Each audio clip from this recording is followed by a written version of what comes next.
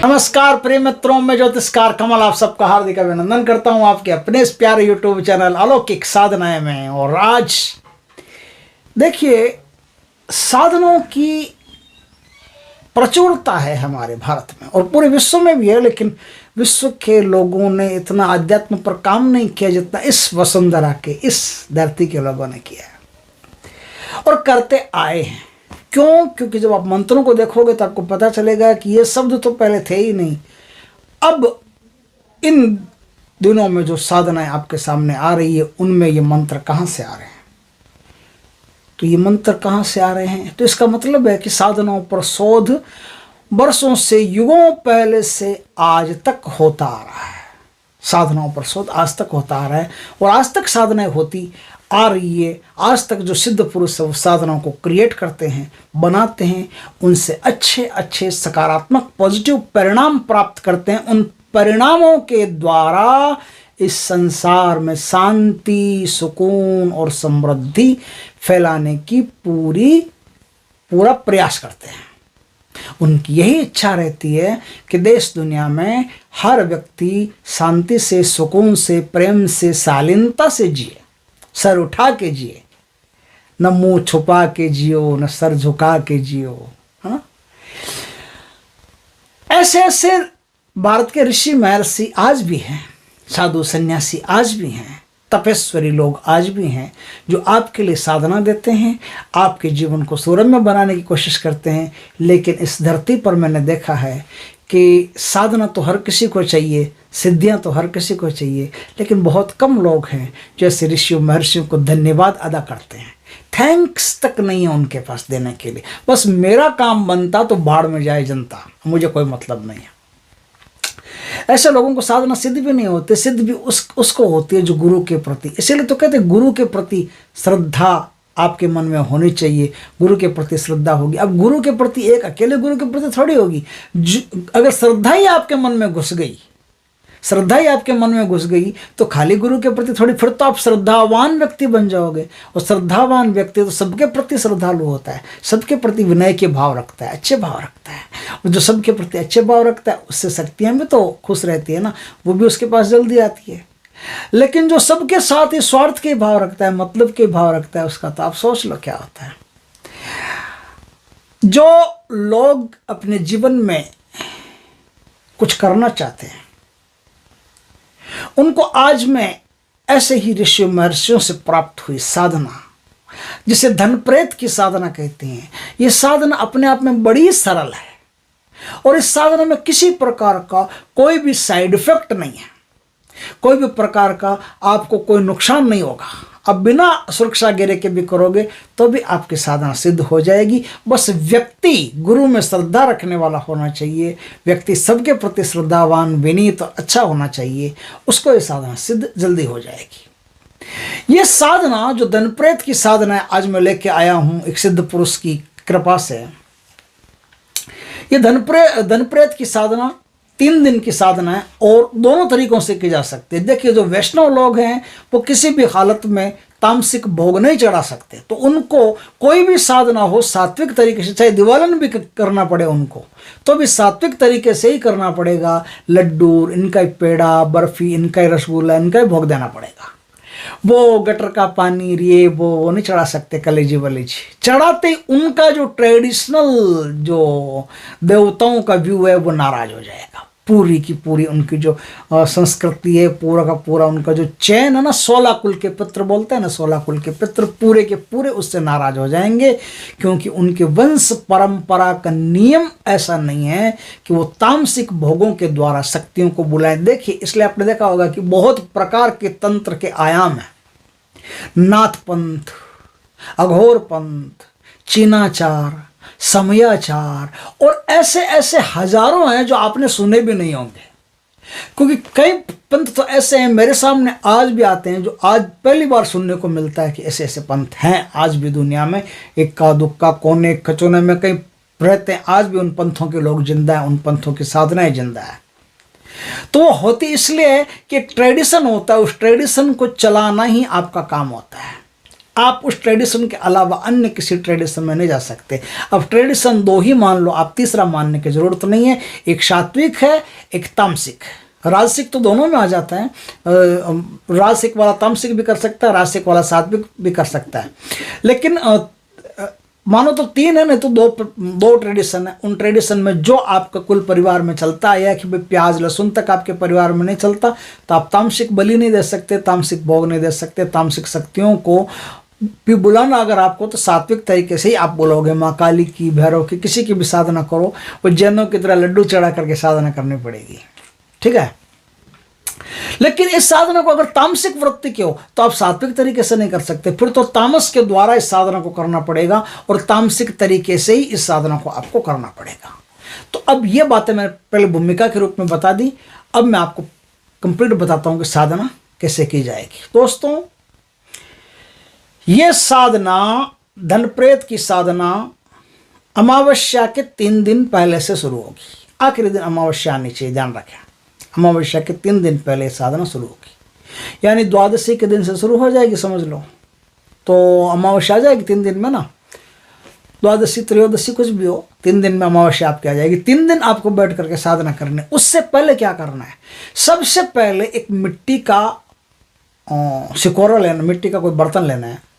उस मिट्टी के बर्तन के अंदर आपको 7 मिठाई, 7 फूल, देसी शराब का पौवा, मांस वगैरह भी रखो तो और बढ़िया है। अगर तामसिक वृत्ति की हो, सात्विक वृत्ति की हो तो शराब सिगरेट कुछ नहीं रखना। सात्विक वृत्ति की हो सिर्फ सात्विक चीज़ें रखो, और तामसिक वृत्ति के हो तो तामसिक चीज़ें रखो। फिर इसमें नमकीन और वो सब चीज़ें इसमें डाल करके, और फिर क्या करना है आपको, वो भोग शमशान में ले जाना है, और शमशान के देवताओं से कहना है कि हे शमशान के क्षत्रपाल देवताओं, मैं धन प्रेत की साधना करना चाहता हूँ, मुझ पर कृपा करें। शमशान के जो भी सर्वोच्च देवता हैं, मैं आपका नाम तो नहीं जानता, लेकिन इतना जानता हूं कि शमशान के जो भी सर्वोच्च देवता हैं, मैं उनको ये भोग देने आया हूं, और उनकी कृपा मांगने आया हूं, और उनसे एक धन प्रेत की सिद्धि मांगने आया हूं। तो आप ये भोग प्रदान करें, भोग लें, भोग ग्रहण करें, और मुझे आशीर्वाद प्रदान करें कि मुझे धन प्रेत सिद्ध हो जाए। बस वहाँ से भोग चढ़ा करके बिना पीछे मुड़े अपने घर आ जाइए। घर आकर के आपको क्या करना है? साधना घर में तो करनी नहीं है, साधना तो आपको कहाँ करनी है?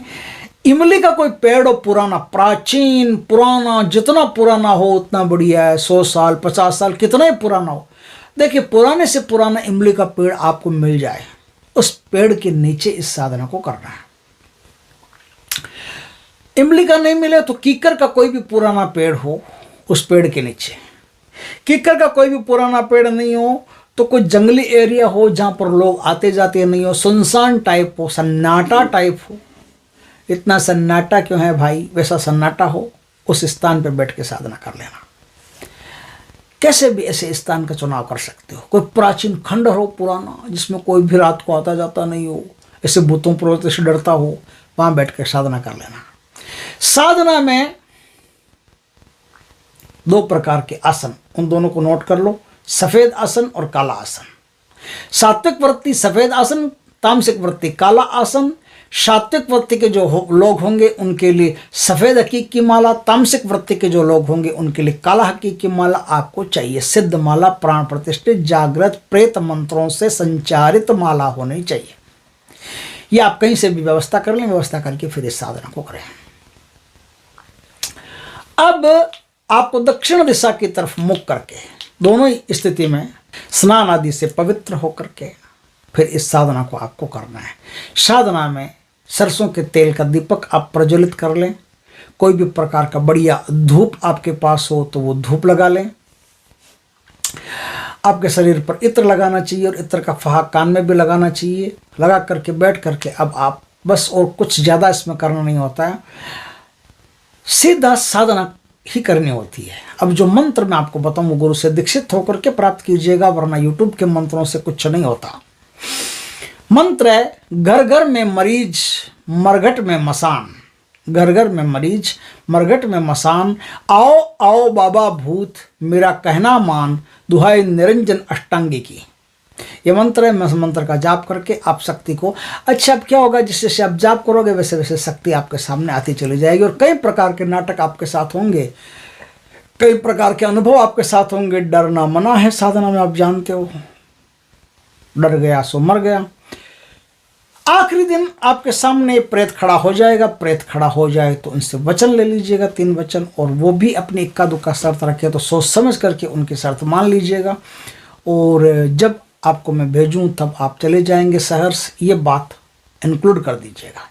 वैसे तो सात्विक प्रेत है, अपने आप ही आप कहोगे तो चले जाएगा, कोई दिक्कत नहीं है। लेकिन तामसिक तरीके वाले प्रेत में थोड़ी सी मुश्किल है। सात्विक प्रेत वाली माला में इतना मुश्किल से नहीं। सात्विक प्रेत जो है ना, ये क्या करेगा, सात्विक प्रेत इसलिए सिद्ध करते हैं कि आप कोई भी प्रकार का व्यवसाय आप करते हैं, कोई भी प्रकार का धंधा करते हैं, धंधा नहीं चलता है, धंधे में नज़र दोष होता है, टोक फटका, पिशाच भूत, किसी भी प्रकार की बाधा रहती है, तो ये जो प्रेत आएगा ना, ये बहुत ही शक्तिशाली प्रेत है। आपके तमाम जो मुश्किलें हैं उनको काट देगा, आपके बिजनेस को कई गुना बढ़ा सकता है, लेकिन आपको लाकर के रुपया कहीं से नहीं दे सकता। आपकी सिर्फ बिजनेस में हेल्प करेगा, आपके बिजनेस व्यापार को कई गुना बढ़ा देगा, अच्छा कर देगा, ग्राहकों को खींच खींच के लाएगा, ग्राहकों को सम्मोहित किए हुए रखेगा। आप कहीं भी कोई भी काम कर रहे हो तो काम में आपके हेल्प करेगा। लेकिन तामसिक प्रेत क्या है, तामसिक प्रेत जो होता है ना, वो उनको ऐसे काम से कोई मतलब नहीं है, उनको चोरियों से मतलब है। आप कहीं भी उस तामसिक प्रेत को भेजोगे कि वहाँ उस इतना धन पड़ा है, तो तामसिक प्रेत क्या करेगा, फिर आपसे कुछ अपनी शर्तें रखेगा, ऐसे ऐसे काम करो, ये करो, वो करो। शर्तें क्या रखेगा, गाइड करेगा। तो आपको वो सब चीज़ें ला करके रखनी पड़ेगी, और तांत्रिक तरीके से जहाँ बताए वहाँ पर आपको पूरा मंडल सजा करके रखना पड़ेगा। और राई नमक, बहुत लंबा होता है तांत्रिकों का ना, तो खोपड़ी वोपड़ी पूरा सिस्टम सजा कर रखना पड़ेगा। अब आप उस प्रेत को कहोगे कि अब मुझे उस गोडाउन से या वहाँ से उतना वो रुपया ला करके देना पड़ेगा, तो प्रेत आपके कहने मात्र से उसकी इच्छाएं पूरी करने के बाद में प्रेत जितना कहोगे तो उतना ला करके आपको धन एक साथ पटकने की क्षमता रखता है। लेकिन इस प्रेत को सिद्ध करने वाला आदमी बहुत ही जीवट वाला होना चाहिए। क्यों जीवट वाला होना चाहिए, क्योंकि ये प्रेत वापस नहीं जाता है। जैसे जैसे इससे काम करा लोगे, फिर इसका जो वचन, आप वचन में भी इसको बांध लोगे ना, वापस भेज दूंगा, तो भी नहीं जाएगा वापस। जब तक इसको शक्तिपात करके किसी दूसरे के साथ नहीं भेज दिया जाता, किसी के अंदर इस शक्ति को उड़ेल नहीं दिया जाता, तब तक ये साधक के साथ ही रहता है। और साधक को ऐसा बना देता है कि जैसे उसे किसी चीज़ की कोई ज़रूरत ही नहीं है।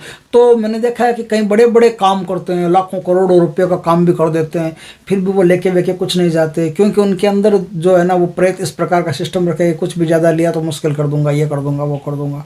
तो आपके सामने ला के पटक सकता है बहुत सारा दौलत, एक दो बार तो आपको दौलतमंद बना देगा अच्छी तरह से।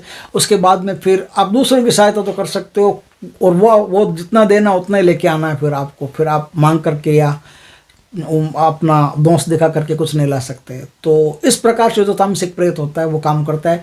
सात्विक प्रेत का काम अच्छा है, इसको जब कहो तब चला भी जाएगा। जब आप साधना करोगे 3 दिन की साधना में चराग में इत्र, चराग मतलब दीपक, दीपक में इत्र की बूंदें डाल करके साधना करनी है। और तामसिक हो तो तामसिक भोग देना है, और सात्विक हो तो सात्विक भोग देना है। ये भोग 3 दिन देना है। तामसिक हो तो कलेजी वलेजी बकरा वकरा वो सब जो भोग होता है ना, शराब बराब, वो सब देना आपको। और सात्विक हो तो लड्डू पेड़े, लड्डू पेड़े, शरबत, दूध, ये सब भोग आपको चढ़ाना है। तो ये समझ लेना कि आप जिस प्रकार की प्रवृत्ति के आदमी, दोनों मैंने बता दिए डिवाइडेशन। इस प्रकार से साधना करके आप शक्ति को सिद्ध करके अपना और दुनिया का भला कर सकते हो, और बुरा भी कर सकते हो। तो बात यह है कि वीडियो अच्छा लगे तो लाइक करना, कमेंट करना, शेयर करना, और पहली बार हमारे चैनल पर आए चैनल को सब्सक्राइब करके बेल आइकॉन का बटन दबा देना, ताकि हमारे ज्ञानवर्धक जानकारीपूर्ण वीडियो सबसे पहले आपके पास आ सके। जय श्री कृष्णा दोस्तों।